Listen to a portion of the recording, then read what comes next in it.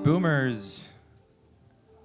I will invite people in the liminal spaces to welcome our next speaker, Andrea Zeuch, who's a very interesting breed of human being and bridger and connector that exists in two quite disparate worlds, that of intensive care and emergency unit as a medical doctor, so working in Western medicine, and also being a psychedelic activist. So having one toe in these two very different worlds, hopefully transcending this separation, also the dichotomies that Chiara was talking about previously, and being able to birth something more whole and complete and beautiful.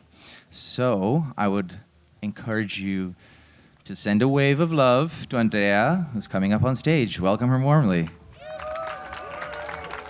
Hi. Thank you. Right. Great to see you all here. What I'll be doing now is a bit unusual for myself, because usually when I talk, it's more science-based talk for a science-based community, and doing a more inspirational talk here has been a bit of a challenge, because I was really asking myself, what do I want to tell you? What do I feel I have to tell you? And what am I allowed to tell you? Because I'm not here to tell you how the world works. I'm just going to show my perspective to you, and perhaps give you some ideas and insights on where we could lead to as a psychedelic community with a bigger impact on society. So the topic today is psychedelic humanism, from personal experience to social engagement. It's a chunk, isn't it? It's like, sounds very complicated, but at the end of the day, it really isn't.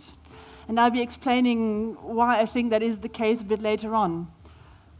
Another few words about myself. As Ivan already said, I'm a medical doctor, so when I come back from Boom Monday morning, I will be hitting the emergency room 7:15 for a 24-hour shift. And that's part of my reality, and this is part of the grounding I also have for doing all the other stuff I do, which is, among other things, founding MIND, European Foundation for Psychedelic Science, about 20 months ago in Berlin with my partner and a huge group of people. We've got lots of interesting projects. I'll talk about that a little bit later too, so if you're interested, check us out. But what I want to do now with you is take you on a little journey, because I have the feeling that many people are not really aware of the trajectory psychedelics have taken in the past 75 years in our culture. So please remark, I'm not talking about entheogenic plants, sacred plants, or psychedelics in indigenous cultures, but I'm talking about our cultural framework. And if we have a look around at this sober-looking guy, who is Albert Hofmann, who in the year 43 was the first person to intentionally ingest LSD, you can see that we've come a long way from there to here. So what he's got on his wrist there is definitely not a boom bracelet. So when these substances were discovered, they stayed in a very small environment at first. So we had a group of scientists who, not by intention, discovered the substances like LSD and how they worked. And when they tried to find ways of application, the first idea they come up with was to use them as a psychotomimetic, so as a substance that mimics psychosis, for doctors to learn better about the inner states of their patients. So this substance, as Delizit, was being marketed as a psychotomimetic and sent to lots of hospitals all over Europe, the States, everywhere. And so he had doctors, stone-sober white coats, trying out these substances and finding out that perhaps they were not just a psychotomimetic, but a door to something bigger. And at the same time, through people like Gordon Wasson, psilocybin was first brought to Europe. So Albert Hofmann also was the person to synthesize psilocybin from the mushrooms first. And this was like a very small cooking pot of people having ideas. And what happened then was that a young group of scientists in Harvard, whose names you all know, like Timothy Leary, also started experimenting with these substances. Another one who's pretty important to me is Richard Alpert, who later on went to become a spiritual teacher called Ram Dass, who I'll be citing later on too. But what happened next was basically this. It went into subculture. And once it went into subculture and the whole idea of a psychedelic revolution came on, there also was a massive backlash from conservative society that actually led to these substances being illegalized, where they have stayed for quite a while.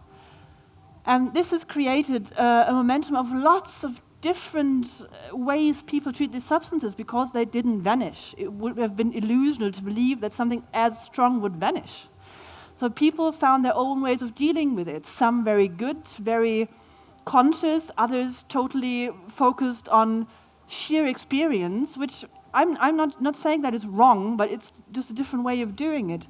And what we have now today are cultures like this here, transformational festivals like Boom. You've got people using it in the therapeutic or paratherapeutic sessions. You've got people using it in spiritual or paraspiritual settings. And it's all there.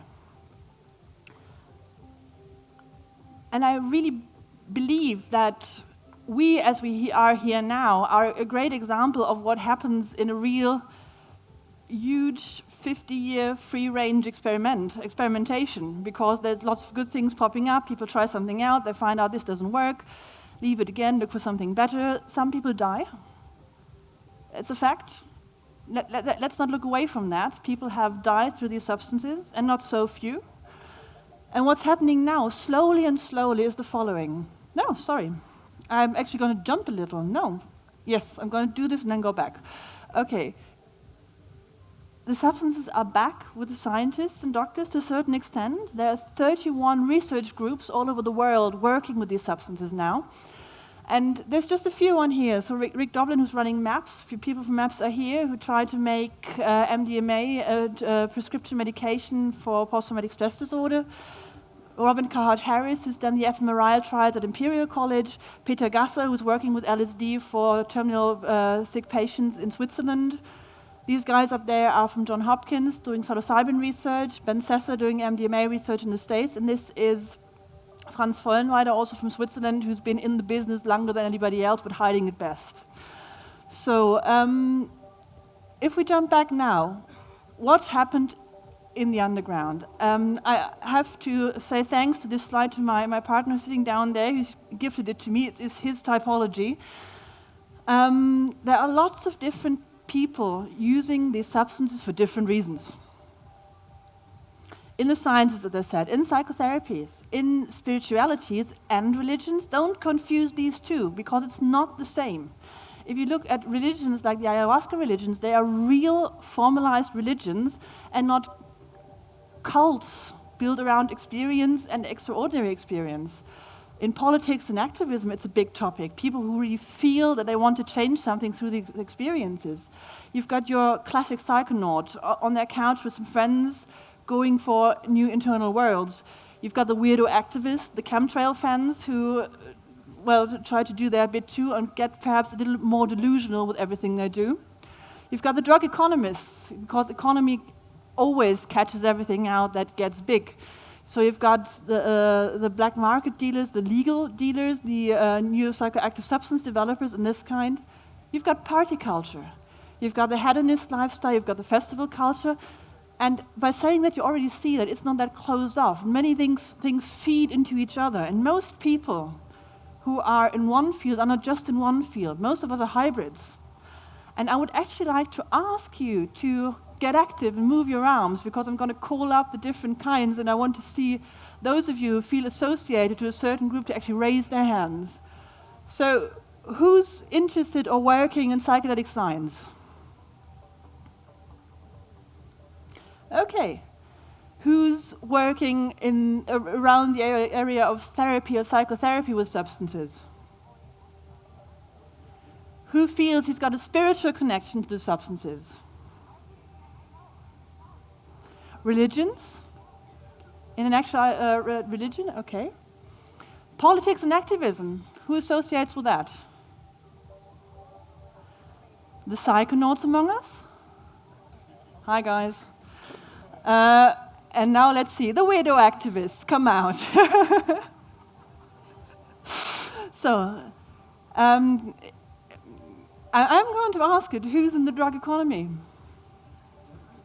Okay. The party culture. And the music and arts involving psychedelics. Okay. So you see there's a lot of people involved in many different ways, and every one of us is finding his or her own way to kind of work in this field.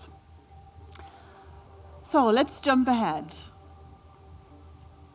The big chunky word I'm using, psychedelic humanism, what do I mean?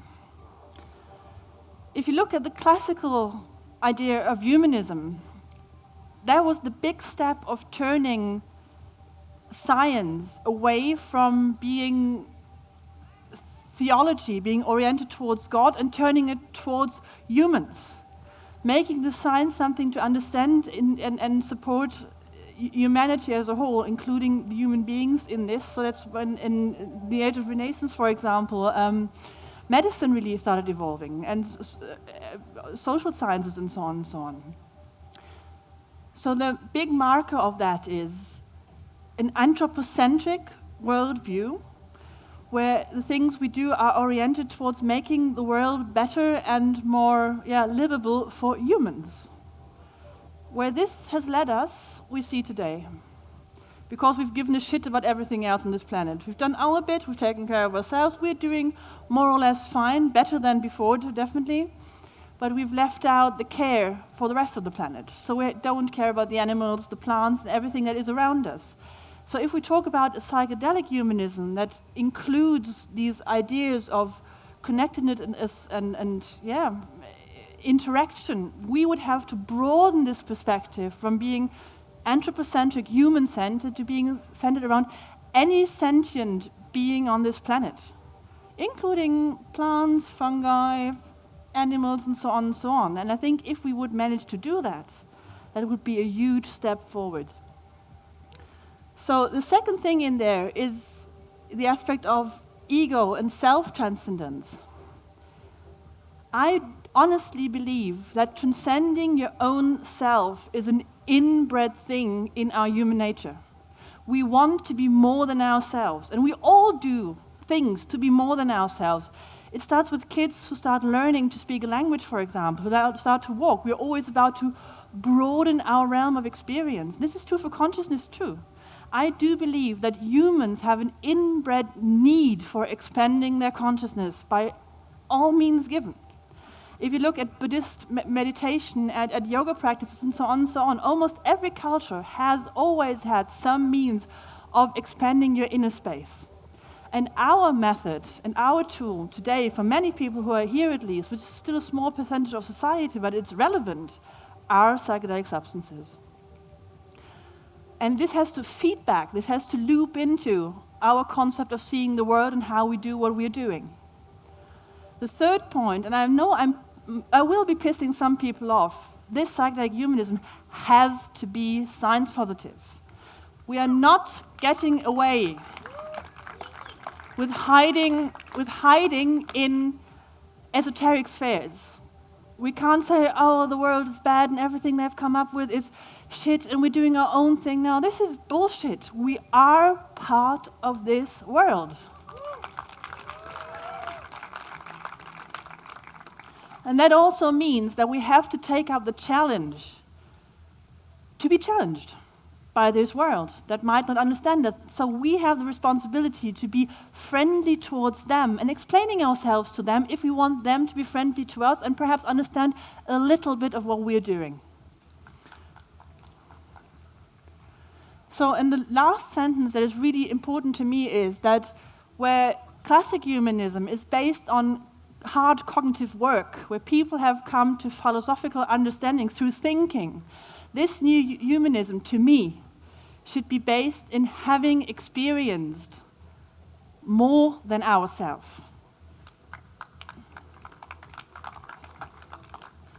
So basically, from this inner knowledge of having seen things beyond your standard paycheck world, this should feed into an inner conviction and energy to do something about the situation we are living in today.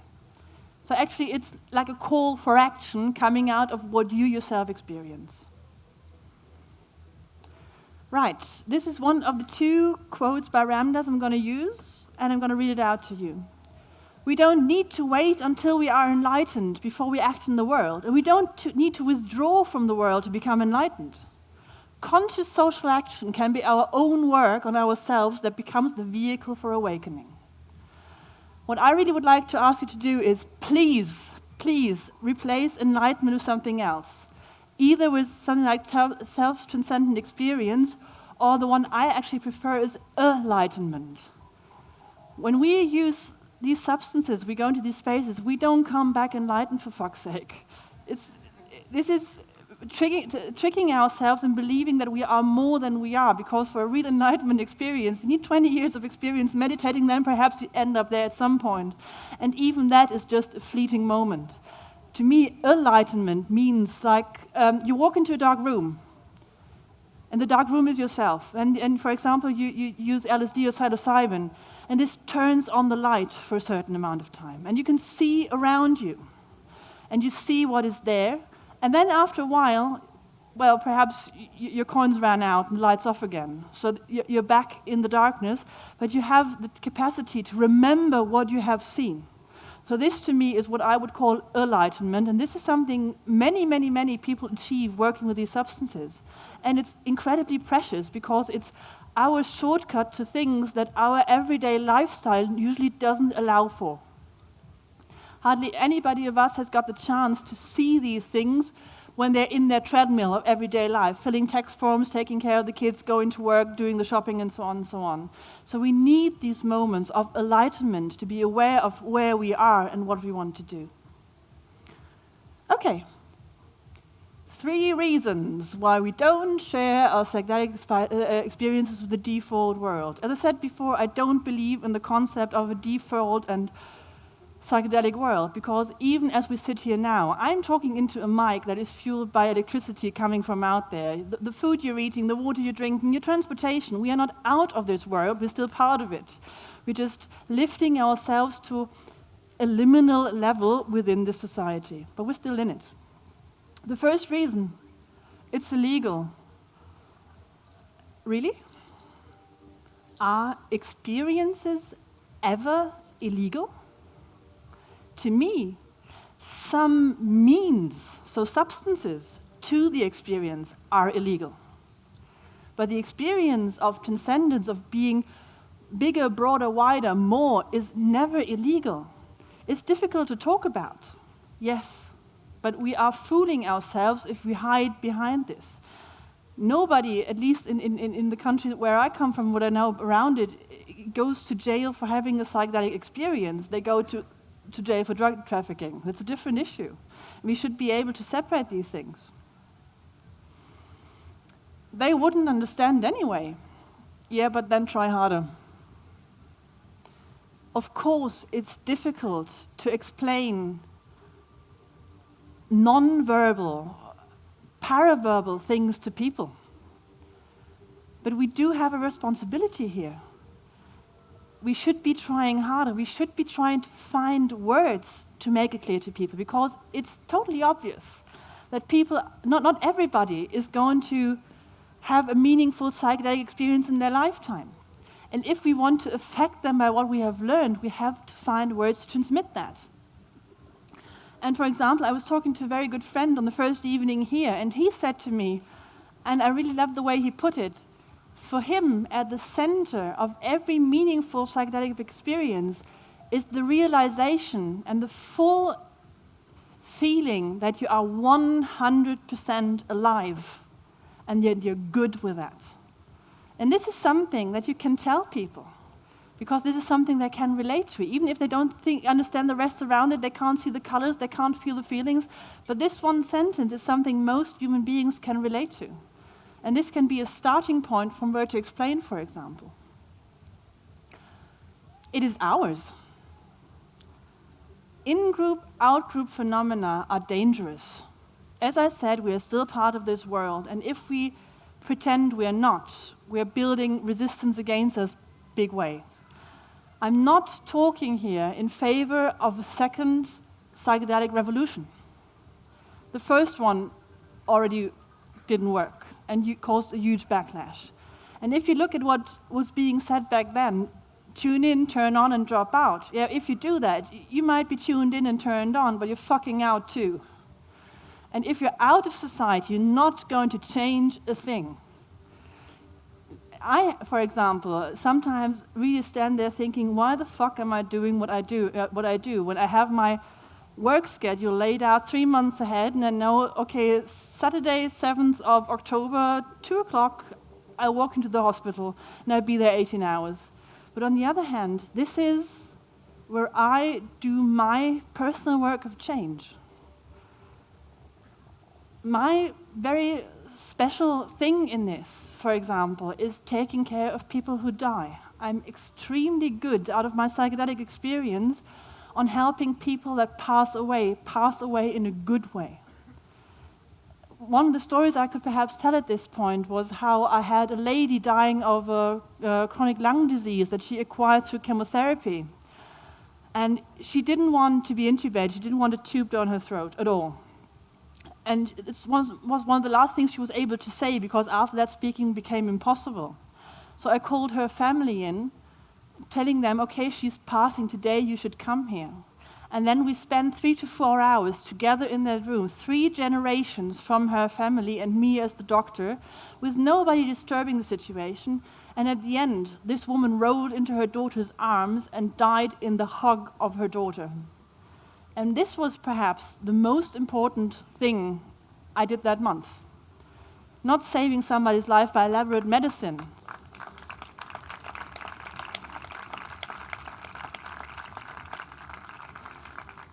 Not saving somebody's life by elaborate medicine, but just being there as a human being and being capable of holding space. And this is nothing that wasn't with me before, but through my psychedelic experiences, I have gathered strength and knowledge on how to do this kind of thing on a far better way. And even at the same time, shield the other woman who was in the same room from all this going on, because she was in an artificial coma and really I didn't want her to witness all of it. Right, let's move on.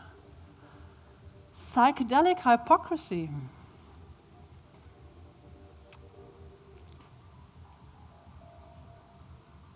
If you know something better than others and you don't do better, you are worse. And if you claim as a psychedelic community to know better about what the world should look like, what people should do to interact and how they should do it, and you don't do your part, if you don't claim your space in society, you are worse than them. If Trump doesn't know how to do this, well, how is he supposed to know? He never learned. But if we say we know and we don't do it, it's us who fuck up worse than them.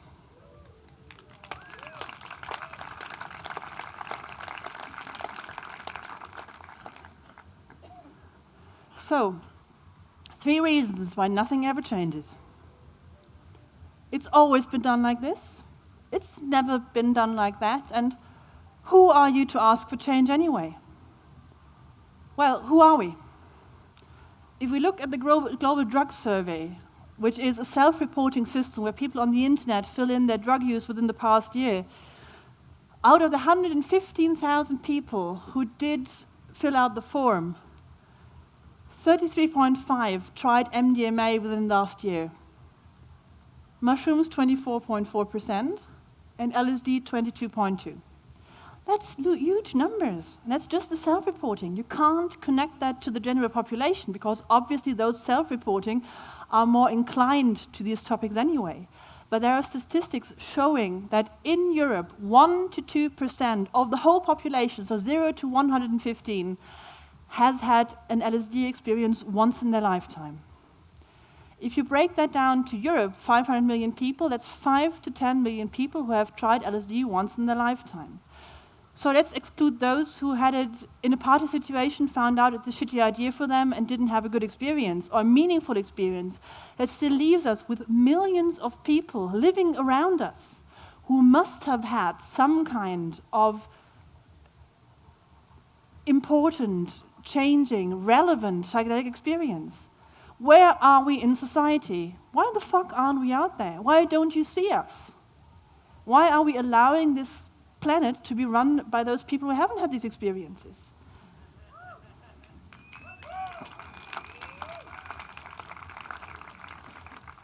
one thing that really made me tremendously angry was when I heard that about 2 years ago, when he resigned, the head of the American Psychiatric Association, so a psychiatrist, highest tenure you could have, at the age of 70, in his farewell talk to his colleagues in the big convent of the APA, said how he had only become a psychiatrist because he had LSD experiences as a teenager. Why the hell didn't he speak up before? He was in the position of power to do something. And I don't want to wait till I'm 70, for fuck's sake. I want to do this now.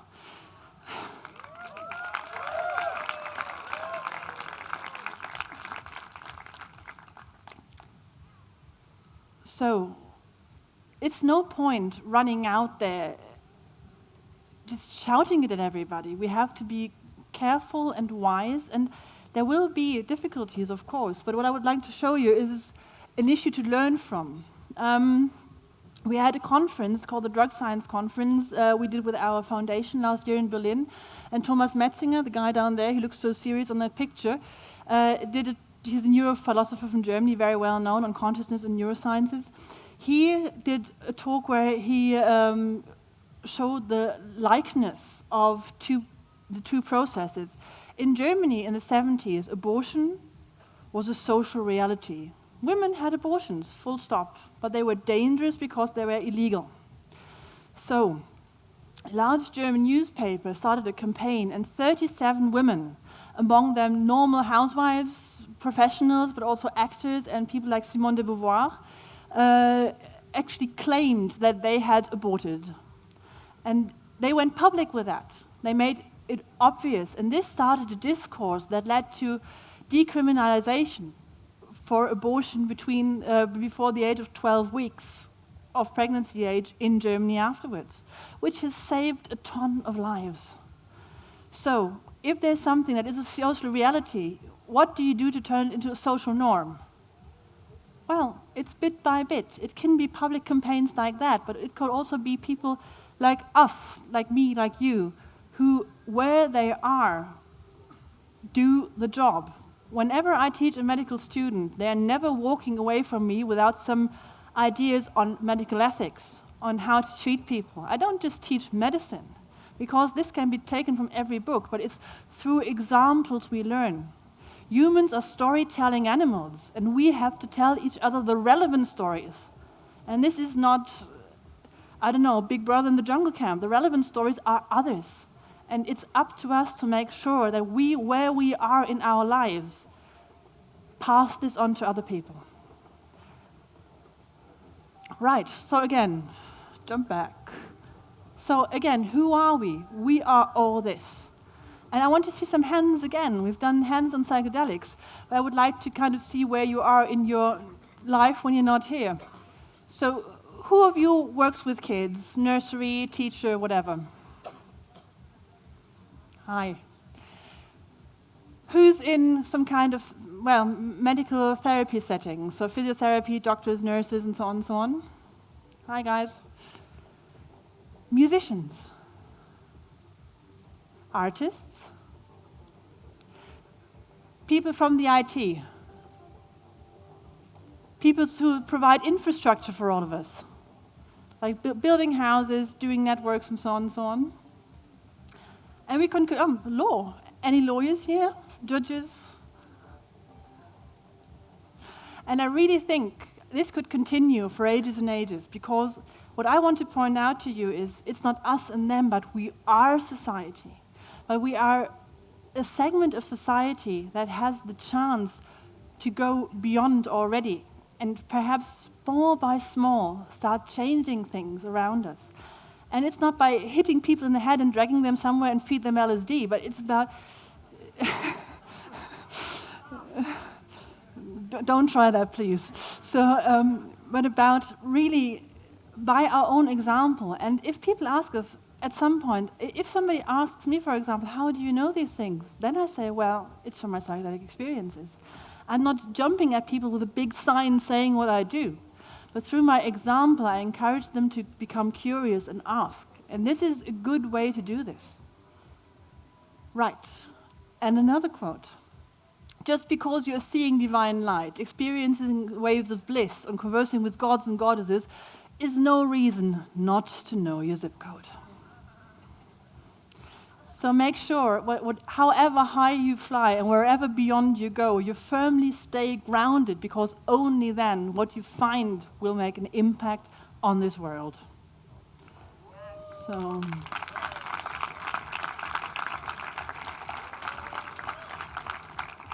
And since I've got a big screen here and the chance to advertise some stuff, if anybody wants to learn in a structured course on psychedelic integration, it's the only one, as far as we know, worldwide, and we're teaching it. In Berlin and Amsterdam, check out the webpage if you're interested.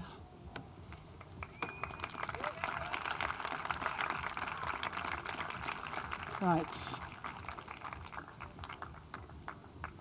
Any questions? I just wanted to ask, because you said something about like verbalizing these superlinguistic, translinguistic experiences.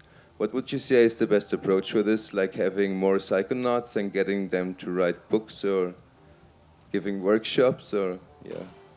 That would be a start. I think what we actually need is perhaps to start defining terms, and if people would take that up on themselves to start to kind of come up with a common language. Language is always a model of something, you know. The plate. How can I put this? The menu isn't the food, you know. But if you try to come up with words that we perhaps can agree on, then we can point out that there are similarities between experiences, and there are other experiences that people have tried to describe that go beyond the verbal, where we could perhaps just plug in and try to use that, but we have to make the effort. Hello. My question is, and I feel you touched on it very beautifully by saying that you have to be a part of society and not just a hippie who had a psychedelic experience. But I also feel that very often when we talk about psychedelics, we talk as if achieving these states of transcendence psychedelics is the only way. And I feel that that is a part that's also misaddressed in the psychedelic community. That once they go to the psychedelic experience, they go, oh, wow, LSD or any other means is the only way. But I feel that to fully integrate and help other people, you know, religion for many does the same thing. Meditation, yoga, a billion other ways. Some can do it through science, right? So I feel that perhaps our society and people who take psychedelics need to realize that you also need to know that people are already doing it without us, so to speak. I don't like the us, you thing anyways. But what do you feel about that? What would you tell the psychedelic community about that?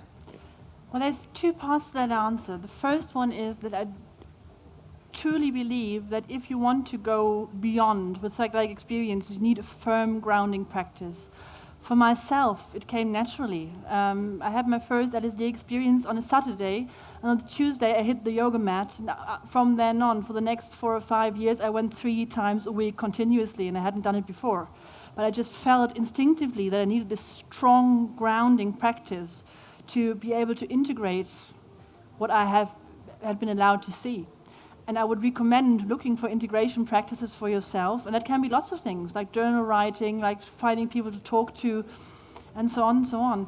The next thing is, of course, there are a million ways of having self-transcendent experiences without substances. Some people even have them spontaneously. And other people have it through meditation, through yoga, through chanting, in sex. It happens in many, many places. And it's all doors to the same space, in my opinion.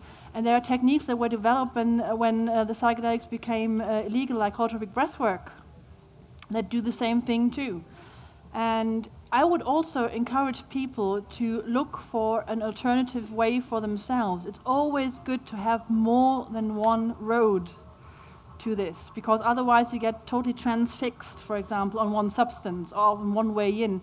And this will actually limit what you will experience, in my opinion. Thank you very much for your presentation. The microphone is working? Yeah. I just would like to share something about what you said, and it's about an article that inspired me very much. The title is it time for a cognitive liberty social movement? And it is speaking about 4 different roles that we can have in this movement. The first one is to be citizen, responsible citizen, as you were saying, to show that we are able to take responsibility and have a life in society and function. And another role is the role of rebel, in the sense of being able to say no about something that we think is not fair, is not right. And then there is the role of the change agent. So that could be many directions. It could be doing research with psychedelics, it can be journalism, it can be storytelling, it can be many different things. And then there is the role of the reformer, like lawyers, people that are into the institutions and work for drug policy reform in practice. And so it's very interesting to see how many different directions we can take, and there are so many skills required to make it happen. And I really wish that this kind of inspirational talk spread around as much as possible, and that we will get to a point where these amazing medicines are integrated in our society. So I want to thank you once again. Thank you for your statement. So we have time for one more question. Hi, thank you for your talk. It was brought up also about policymakers, how to make a change and actually sell it.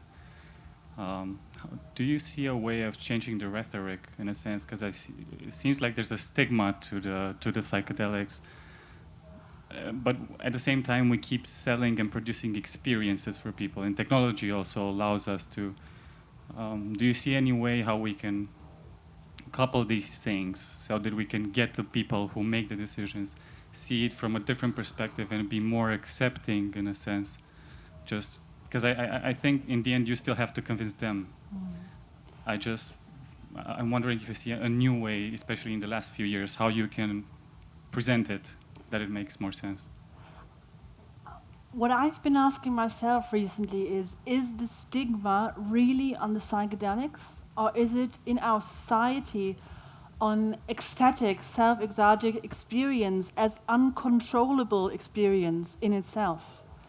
Is it not that most experiences that go beyond what can be easily put in boxes are stigmatized in our society? And I really think, for example, the whole VR movement will be a huge bridge there, because people can take that off when they want. They don't have to jump head first and go through a 12-hour LSD experience, but they can slowly touch on it. And I really think that, especially by using technology, we can start bridging and start opening up in the way that we can offer small, safe spots for people who are scared, because what these experiences do to many people is they scare the shit out of them. They can't imagine that it can be good for you to be in an uncontrolled emotional situation, for example. And when you stand there saying, actually, for me, it's the most beautiful thing that I'm incapable of controlling everything in this moment. They don't get it at all, because it goes against everything they have been taught their whole life. And I think by small openings, just like letting them look through the curtains for a moment and then allow them to draw back and think about it. Will be the way of bridging this, and this is where a lot of technology will come in the future, in my opinion. So thank you very much for listening.